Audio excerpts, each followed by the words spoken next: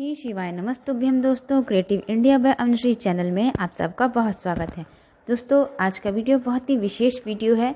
इस वीडियो में हम जानेंगे कि जो मंदिर पे रखा हुआ जल होता है उसका क्या करना चाहिए, उसके कौन से ऐसे उपाय हैं जिन उपायों को घर में करने से आपके घर की सभी परेशानियों से मुक्ति मिलती है। और साथ ही घर के मुख्य द्वार पर जो जल का सिंचन किया जाता है वो कैसे किया जाता है, क्या हम पीरियड्स में उस जल से सिंचन कर सकते हैं। मुख्य द्वार पर जल से सिंचन कब करना चाहिए, सूर्योदय से पहले या सूर्योदय के बाद में। यदि हम भूल जाते हैं तो क्या सूर्योदय के बाद उस जल से सिंचन कर सकते हैं। हम पीरियड्स में होते हैं तो क्या पीरियड्स में हमें वे जल रखना चाहिए और जल का छिड़काव अपने मुख्य द्वार पर करना चाहिए। घर के मंदिर का जल का क्या करना चाहिए, यदि घर के मंदिर का जल कोई सदस्य नहीं लेता है, चार कुछ सदस्य होते हैं उस जल को नहीं लेते हैं या फिर आनाकानी करते हैं, कोई भी नियम हम अपने ऊपर लागू कर सकते हैं लेकिन दूसरों को उस नियम के लिए हम बाध्य नहीं कर सकते हैं। तो ऐसे में हम उस व्यक्ति तक, उस परिवार के सदस्य को वह अभिमंत्रित जल कैसे उस व्यक्ति को दें, तो ये सभी बातें आज के इस वीडियो में शेयर करने वाली हूँ और वीडियो को आप अंत तक जरूर सुनिएगा। बहुत ही विशेष और मुख्य बातें बताने वाली हूँ। अगर आप मेरे चैनल पर नए हैं तो चैनल को सब्सक्राइब कर लीजिए, बेल आइकन को जरूर प्रेस कीजिएगा जिससे कि वीडियो की जो भी नोटिफिकेशन है आपको मिलती रहे। कमेंट बॉक्स में श्री शिवाय नमस्तुभ्यम या ओम नमो भगवते वासुदेवाय नमः मंत्र का जयकारा जरूर लगाइएगा। ज़्यादा से ज़्यादा लोगों में इस वीडियो को शेयर कीजिएगा, लाइक कीजिएगा। दोस्तों, आपके एक लाइक और शेयर से मुझे बहुत मोटिवेशन मिलता है, हिम्मत मिलती है कि आपको यह वीडियो अच्छी लगी। तो इससे पता चलता है आपके लाइक करने से, शेयर करने से, कमेंट करने से कि आपको ये वीडियो पसंद आई है और से संबंधित वीडियो मैं और भी आपको दूंगी। तो शुरू करते हैं अपने वीडियो। दोस्तों, जल का छिड़काव अपने घर के मुख्य द्वार पे हम सभी को करना चाहिए, नियम से करना चाहिए। माना जाता है जल में अपार शक्ति होती है। जल का यदि अच्छे से सदुपयोग किया जाता है तो जल हमारे लिए औषधि है। जल का प्रयोग ठीक ढंग से किया जाता है, सोच विचार के किया जाता है तो वह जल बचता है और आगे आने वाली पीढ़ियों को भी उस जल का फायदा मिलता है, लाभ मिलता है। बात करते हैं घर के मुख्य द्वार पर जो जल का छिड़काव किया जाता है वह किस समय किया जाता है, किस समय करना उचित होता है। दोस्तों, सबसे पहले बात है, जब हम सुबह उठते हैं, सुबह 4 बजे या 5 बजे जब भी आप उठते हैं तो इस जल का छिड़काव सूर्योदय से पहले किया जाता है। तो जब भी आप उठें, अपने हथेलियों को देखते हुए अपने इष्ट देवता का ध्यान करते हैं, पंच देवताओं का ध्यान करते हैं जिनमें माँ दुर्गा, भगवान श्री गणेश, ब्रह्मा, विष्णु, महेश, इन पंच देवताओं का या अपने इष्ट देवता का ध्यान करते हैं, अपने हथेलियों को देखते हैं। उसके बाद से अपना सीधा पैर सबसे पहले नीचे उतारते हुए धरती माता को स्पर्श करते हुए उन्हें प्रणाम करते हैं। फिर मंदिर में जाकर मंदिर में सभी देवी देवताओं को प्रणाम करते हैं। उसके बाद अपने किचन में जाकर उस जल को, उस लोटे को उठाकर सबसे पहले घर के मुख्य द्वार पर उस जल से छिड़काव किया जाता है। तो यह काम आपको सूर्योदय से पहले करना है। अब क्या होता है कि जैसे हम जल्दी में भूल जाते हैं, जैसे कभी देर हो जाती है तो और भी काम होते हैं और जल का छिड़काव करना भूल जाते हैं सूर्योदय से पहले, तो ऐसे में क्या करें। तो ऐसे में क्या कर सकते हैं दोस्तों, अगर आप भूल जाते हैं, वैसे तो भूलना नहीं चाहिए लेकिन अगर भूल जाते हैं बाई चांस, तो उस जल का छिड़काव आप सबसे पहले उठकर उस जल का छिड़काव अपने घर के मुख्य द्वार पर करें। और सूर्योदय के बाद अगर आप उठते हैं तो सूर्योदय के बाद उस जल का छिड़काव आप कर सकते हैं। ऐसा नहीं कि मैंने बोल दिया है कि सूर्योदय के बाद उस जल का छिड़काव कर सकते हैं, तो आप डेली रूटीन में एक नियम बना लें कि सूर्योदय के बाद ही आप इस जल का छिड़काव करेंगे।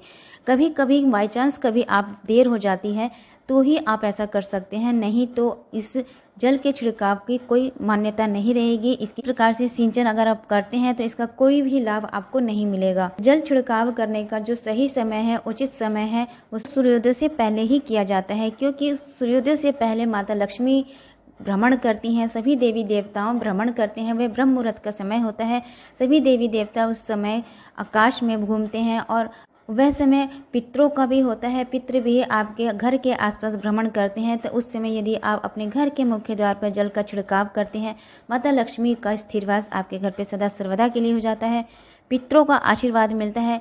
माना जाता है कि रात भर जो पितर आपके दरवाजे पर बैठे रहते हैं, राह देखते हैं, तो यदि आप मुख्य द्वार पर सूर्योदय से पहले इस जल का छिड़काव करते हैं तो उससे पितृ तृप्त हो जाते हैं और उनका आशीर्वाद आपको मिलता है। इस जल का छिड़काव आप साधारण जल से भी कर सकते हैं या फिर गंगा जल से भी कर सकते हैं। रात्रि के समय अपने पीने के पानी में से, यानी जो मयूर जल रखा है आपने या फिर मटका रखा हुआ है, उस मटके में से 1 लोटा जल निकालकर उसके मटके के पास ही रख दें और उसे ढक दें। फिर सुबह उठकर सूर्योदय से पहले उस जल का छिड़काव कर दें।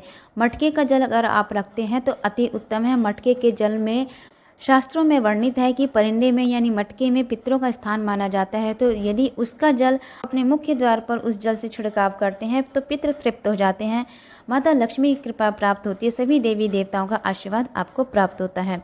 यदि गंगा जल नहीं है, मटके का जल नहीं है, तो आप मयूर जग में से भी आप 1 लोटा जल रखकर रात्रि के समय उसे ढककर आप रख सकते हैं और उसी जल से अपने घर के मुख्य द्वार पर छिड़काव कर सकते हैं। छिड़काव करते समय माता लक्ष्मी का ध्यान करें, अपने पितरों का ध्यान करें, अपने इष्ट देवता का ध्यान करें। ओम पितृदेवाय नमः मंत्र बोलते हुए उस जल का छिड़काव करें। इस प्रकार से जल छिड़कने से पितरों का आशीर्वाद प्राप्त होता है, सभी देवताओं का आशीर्वाद मिलता है। अब बात करते हैं, यदि आप पीरियड्स में हो, यदि आप रजस्वला धर्म से हो, तो क्या हम जल रख सकते हैं, जल का छिड़काव कर सकते हैं?